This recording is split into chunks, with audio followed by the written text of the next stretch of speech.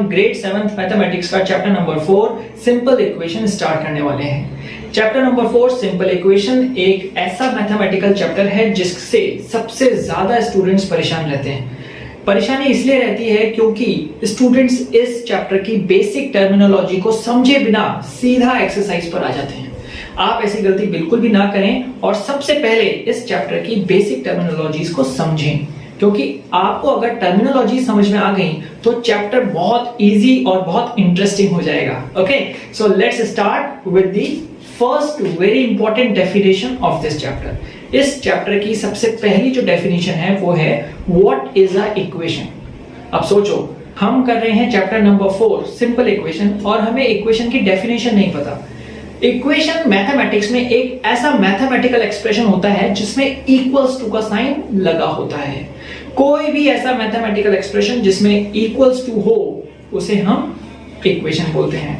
Example देखेंगे, जैसे कि for example suppose if I से example x plus 3 is equals to 13। तो ये जो इक्वेशन हमने बनाई है, इस इक्वेशन के अंदर x एक वेरिएबल है और इक्वल्स टू का साइन होने की वजह से ये पूरा मैथमेटिकल एक्सप्रेशन एक इक्वेशन को रिप्रेजेंट कर रहा है। तो अब आपको इसमें वेरिएबल का भी मतलब समझ में आ गया होगा। वेरिएबल मतलब होता है unknown whose values to be calculated. Variable को नॉर्मली हम लोग x, y और z से रिप्रेजेंट करते हैं, लेकिन कुछ इक्वेशंस में इसका कुछ और नाम भी हो सकता है। ओके, चलो अब कुछ बेसिक टर्मिनोलॉजीज की तरफ चलते हैं, उसके बाद में हम लोग इस चैप्टर में आगे प्रोसीड करेंगे। यस स्टूडेंट्स, सो नाउ हम इस चैप्टर की बेसिक टर्मिनोलॉजीज को समझेंगे और समझने के बाद इस चैप्टर की एक्सरसाइज पे आगे बढ़ेंगे। तो सबसे पहले हम देख सकते हैं कि यहाँ पर कुछ इंपॉर्टेंट वर्ड्स मेंशन हैं जिन्हें समझना बहुत जरूरी है। सपोज करो कि आपको इक्वेशन में अगर इस तरह के वर्ड्स मिलें तो क्विकली आप इन वर्ड्स के बेसिस पे समझ जाएंगे कि आपको कौन सा मैथमेटिकल ऑपरेटर यूज करना है। फॉर एग्जाम्पल, अगर किसी इक्वेशन में आपको मोर, एक्सीड, ग्रेटर, इंक्रीज, अबव या एडेड इस तरह के वर्ड्स मिले तो आपको इस जगह पर एडिशन का मैथमेटिकल ऑपरेशन यूज करना है। सिमिलरली, अगर आपको कहीं पर भी less, decrease, reduce, below, difference या सब्ट्रैक्ट या इसी तरह के वर्ड्स मिले तो आपको वहां पर as a subtraction process use करना है। Next important word is multiplication. Multiplication word के लिए कुछ बेसिकली यूज होने वाले वर्ड्स हैं multiply, times, of, etcetera, right. इसी तरह से हमारे पास डिवाइडेड वर्ड है। डिवाइडेड में हमारे पास वर्ड आता है सबसे पहले divide itself, then distributed, each, shared, cut, etcetera.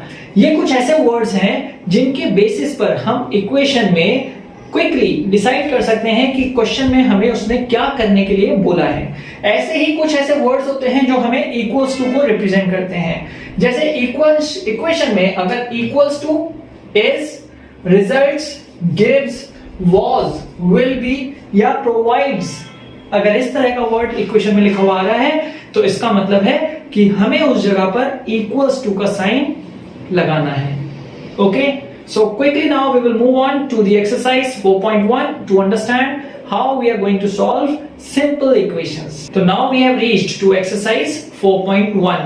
4.1 के फर्स्ट क्वेश्चन के अंदर आपको उसने एक टेबल दे रखी है और इस टेबल के अंदर उसने आपको एक इक्वेशन दी है और साइड में उसने आपसे पूछा है कि गिवन वेरिएबल की जो वैल्यू उसने दी है क्या वो इक्वेशन को सेटिस्फाई करती है या नहीं।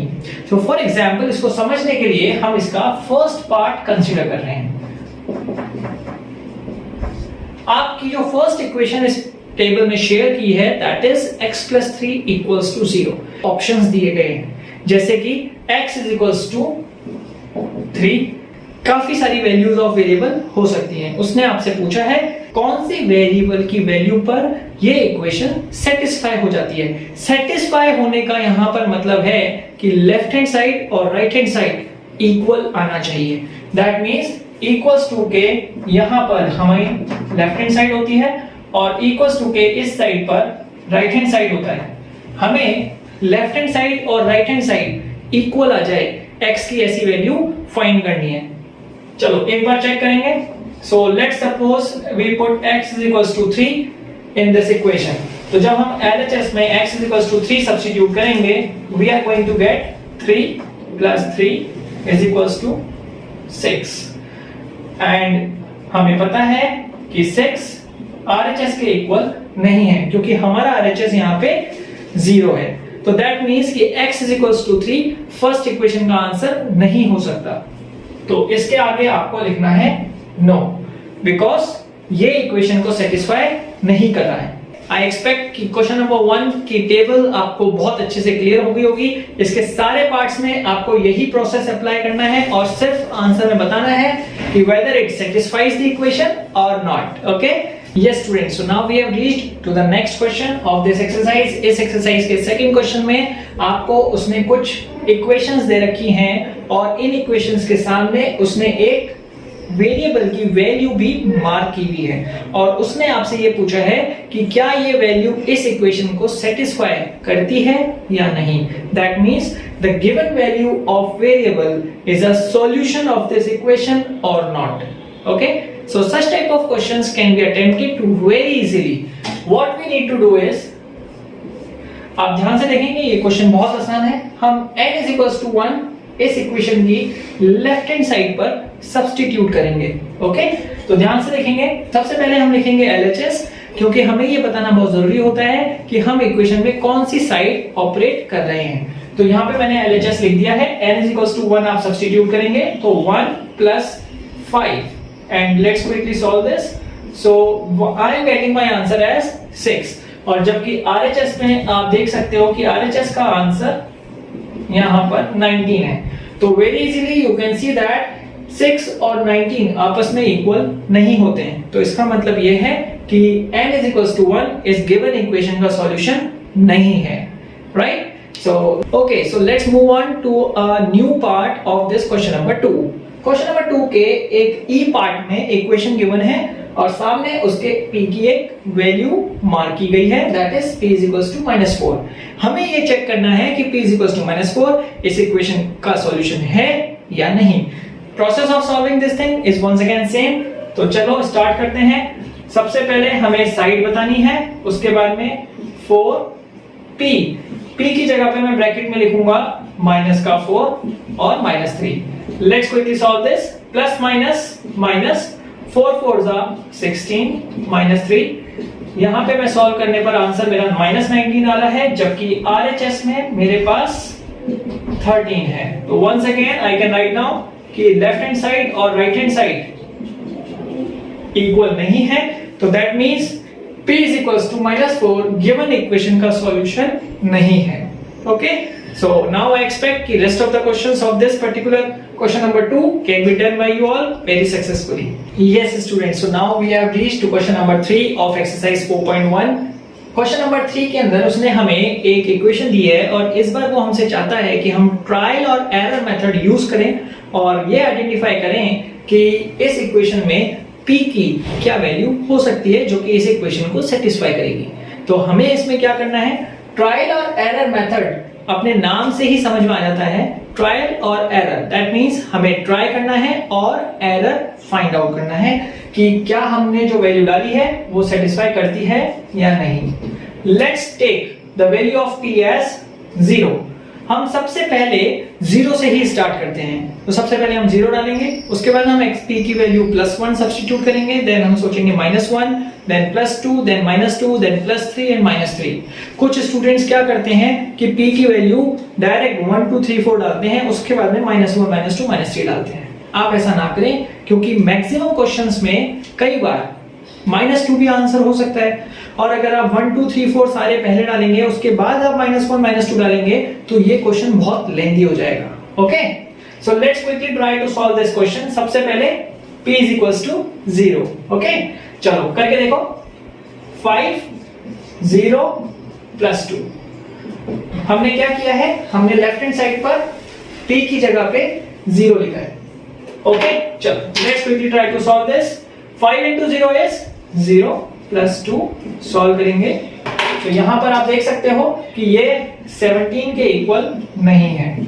राइट, इट मींस दैट कि p is equals to 0 इस इक्वेशन का सॉल्यूशन तो हो नहीं सकता है. चलो आगे चलते हैं. आगे चल के देखेंगे कि और कौन सी वैल्यूज हो सकती हैं। तो लेट्स सब्स्टिट्यूट p = +1। ओके, चलो p = +1 इक्वेशन में डालेंगे। 5 × 1 +2, चेक करेंगे 5 1 = 5 +2 we are getting 7, और 7 भी 17 के इक्वल नहीं होता है, तो दैट मींस p = 1 पे भी हमारा आंसर नहीं आ रहा है। अब हमें जाना है 0 +1 और अब हम जाएंगे -1 पे। तो let's check for p = -1। Okay, so p = -1, p की जगह पर हमें -1 सब्स्टिट्यूट करना है। ध्यान रखेंगे आप लोग, जब भी सब्स्टिट्यूट करेंगे हमेशा ब्रैकेट को यूज करिए, क्योंकि ब्रैकेट से सिली मिस्टेक होने के चांसेस रिड्यूस हो जाते हैं। मैं हर अपने वीडियो में अपने स्टूडेंट्स को यही बोलता हूं कि आप ब्रैकेट्स को यूज करें। साइन अपोजिट है, ओके, साइन अपोजिट हो तो हमें माइनस करना होता है। तो 5 में से 2 माइनस करेंगे तो वी विल गेट 3, और साइन बड़े वाले नंबर का लगेगा। तो एक बार फिर से आप देख सकते हो कि -3 17 के इक्वल नहीं आ रहा है। तो लेट्स मूव ऑन, और चलते हुए अब हम p = 2 पर आ गए। तो let's check for p = 2। Left hand side 5 × 2 + 2। Okay, so let's quickly try to solve this, और चेक करते हैं कि हमारा आंसर क्या आता है। 5 2 = 10 +2 दैट मींस 12, और 12 भी 17 के इक्वल नहीं आ रहा है। Okay, so you can see that कि अभी तक हम 4 बार अटेम्प्ट कर चुके हैं और एक बार भी हमारा आंसर राइट हैंड साइड के इक्वल नहीं आया है। इसी को हम ट्रायल और एरर मेथड कहते हैं। ओके, चलो कुछ और ट्रायल्स के साथ में हम लोग आगे बढ़ेंगे। So let's quickly move on to a second level, और यहां पर अब हम आ जाते हैं p = -2 पर, और चेक करते हैं कि p = -2 पर क्या स्टेटस आता है। सब्स्टिट्यूशन p का -2 ब्रैकेट में और +2 as it is. Let's quickly move on. This is -10 +2, और यहां हमारा साइन अपोजिट है तो माइनस होएगा, और हमारा आंसर आ रहा है -8। वंस अगेन ये भी 17 के इक्वल नहीं है, राइट। सो वंस अगेन ये भी 17 के इक्वल नहीं है। That means now we have to move on, और अब हम चलते हैं हमारे p = 3 पर, और इस बार हम चेक करेंगे कि p = 3 इस इक्वेशन को सेटिस्फाई करता है कि नहीं करता है। Let's check this. 5 × 3 +2, so quickly move on. 5 3 = 15 +2 that is 17। Wow, so यहां पर आप चेक कर सकते हो कि जब हमने p = 3 सब्स्टिट्यूट किया है तो लेफ्ट हैंड साइड और राइट हैंड साइड के आंसर सेम आ रहे हैं। तो that means p = 3 is the solution of this given equation. Tried and error, try error, try error, tried and error, tried and error, and finally tried and successful. This is known as trial and error method. इस question के rest of the parts can be done by you by yourself. So अब हम चलते हैं इसके next बहुत important question के ऊपर। Yes students, so now we are back with this question number 4. ये question number 4 है write the equations. बहुत ही easy और बहुत interesting question है। इस क्वेश्चन में हमें कुछ वर्ड प्रॉब्लम्स दिए गए हैं जिनको पढ़ के हमें उसे इक्वेशन की फॉर्म में कन्वर्ट करना है, राइट। यहाँ पे हमारा बेसिक टर्मिनोलॉजीज का कॉन्सेप्ट बहुत काम आने वाला है, क्योंकि यहाँ से हमें ये पता लगेगा कि उन टर्म्स को यूज करके हम इन वर्ड प्रॉब्लम्स को मैथमेटिकल इक्वेशन में कैसे कन्वर्ट करते हैं। Yes students, now we have reached to question number 4, and इस क्वेश्चन नंबर 4 का फर्स्ट पार्ट आप ध्यान से देखिए। क्वेश्चन नंबर 4 के फर्स्ट पार्ट में एक वर्ड प्रॉब्लम हमें गिवन है, और वर्ड प्रॉब्लम को सॉल्व करके हमें मैथमेटिकल इक्वेशन में कन्वर्ट करना है। अब फर्स्ट क्वेश्चन को एक बार हम ध्यान से रीड आउट कर लेते हैं। The sum of the number and 4 is 9। इस क्वेश्चन को सॉल्व करने के लिए सबसे पहले हम कुछ इंपॉर्टेंट वर्ड्स हैं जैसे कि मैंने हाईलाइट किए हुए हैं। यहां पर ये बोल रहा है सम, सम का मतलब होता है प्लस, आगे वो बोल रहा है of number and 4, that means आपको x और 4 इन दो नंबरों को ऐड करना है। आगे बोल रहा है इज का मतलब हमने पढ़ा था मैथमेटिक्स में, इज का मतलब इक्वल्स टू होता है। आगे उसने 9 लिखा हुआ है और ये आपका आंसर डेवलप हो गया। So this is the mathematical equation for this given word problem. Okay, चलो अब हम आगे चलते हैं और सेकंड क्वेश्चन को एक बार अंडरस्टैंड करने की कोशिश करेंगे। 10 टाइम्स, राइट। तो 10 तो एक मैथमेटिकल एक्सप्रेशन है, मैथमेटिकल नंबर है, 10 को एज इट इज लिखने में कोई प्रॉब्लम नहीं है। 10 टाइम्स, टाइम्स का मतलब मल्टीप्लिकेशन होता है a कोई भी एक वेरिएबल है यहां पर, तो 10 times a is once again equals to का साइन लगा दीजिए और 70। ये आपका सेकेंड मैथमेटिकल एक्सप्रेशन तैयार हो चुका है। This is your second mathematical equation. Quickly अब हम fourth part of this equation of this question करेंगे। The number b divided by 5, the number b divided by 5 gives, मैंने आपको बताया था गिव्स वर्ड का मतलब इक्वल्स टू होता है गिव्स यू 6। ये आपकी एक बार फिर मैथमेटिकल इक्वेशन तैयार हो गई। यू कैन ऑब्जर्व दैट कि कितना क्विकली हम इन क्वेश्चंस को सॉल्व कर पा रहे हैं। Okay, so let's start with next few parts. This is your of this question. आपको इसमें दे रखा है 1/4 of the number x -4, 1/4 of the number, ध्यान से देखेंगे 1/4 ऑफ का मतलब मल्टीप्लिकेशन, तो मैं यहां पर मल्टीप्लाई का साइन लगा देता हूं, ऑफ x, तो 1/4 ऑफ x, आगे लिखा है -4, तो -4 गिव्स मतलब इक्वल्स टू, और इक्वल्स टू के बाद आ जाएगा 4। ये आपका एक और mathematical expression in the form of mathematics equation ready. और अब हम इसका एक और लास्ट पार्ट करेंगे जिससे कि ये कॉन्सेप्ट बिल्कुल हमें क्रिस्टल क्लियर हो जाए। Okay, let's quickly read this.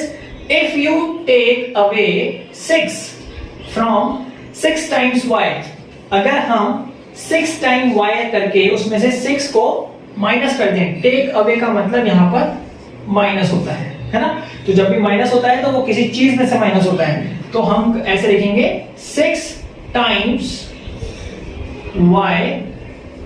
अच्छा, आप लोगों को कंफ्यूज नहीं होना है, ये मल्टीप्लिकेशन है, x नहीं है। Okay, so 6 times y and then take away 6, तो take away 6 and you get का मतलब equals to you get 60, and in this way once again we have this word problem to mathematical equation. Okay, let's quickly note it down, then we will move on to a next important question.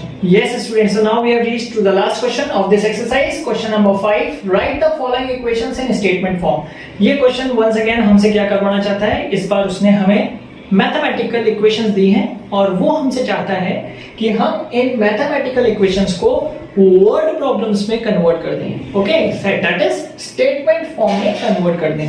Statement form word problems same message convey करता है, आपको इसमें confusion नहीं होना चाहिए। So let's quickly try to solve the first part. Okay, first part में आप देख सकते हो कि एक नंबर लिखा हुआ है variable p +4 gives you 15। Okay, तो यहां पर प्लस का बात हो रही है तो ऑब्वियसली हम ऐड, मोर इस तरह के वर्ड यूज करेंगे या सम यूज कर सकते हैं। तो I will write down some of the number, यहां पे नंबर को मैं p से रिप्रेजेंट कर रहा हूं, the sum of the number and 4 gives us 15, right? So in this way you can see that I have quickly converted this first mathematical equation into mathematical word problem. Okay, so now we are solving third part of this question. Third part में आप देख सकते हो m को उसने 2 से multiply किया है और equals to के बाद 7 लिखा हुआ है, तो I am going to write down 2 times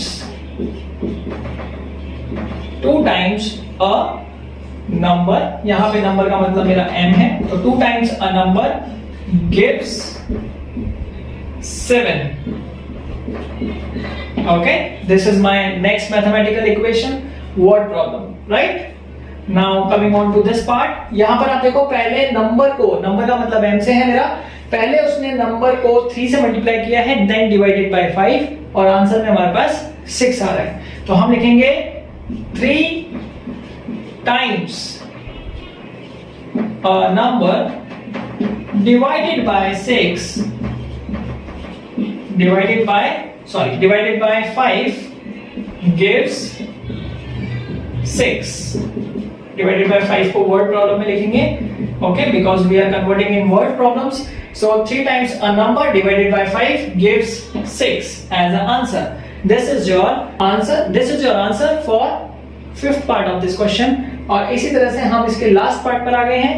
last part में नंबर को हम p से रिप्रेजेंट कर रहे हैं, तो यहां हमारा आंसर होगा कि number divided by 2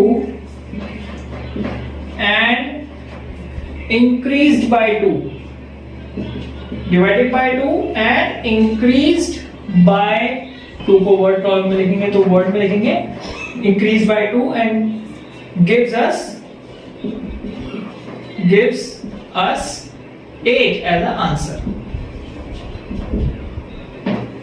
Okay, in this way you can see that we have quickly converted mathematical equation to word problems. तो ये क्वेश्चंस बहुत ही इजी, बहुत स्कोरिंग और बहुत ही इंटरेस्टिंग होते हैं. आपको सिर्फ बेसिक टर्मिनोलॉजीज का ध्यान में रखना है. You can quickly to note down this particular solutions, or you can take the screenshot, and then we will meet in the next video with some more interesting concepts for exercise 4.2. Till then, work hard, all the best, take care.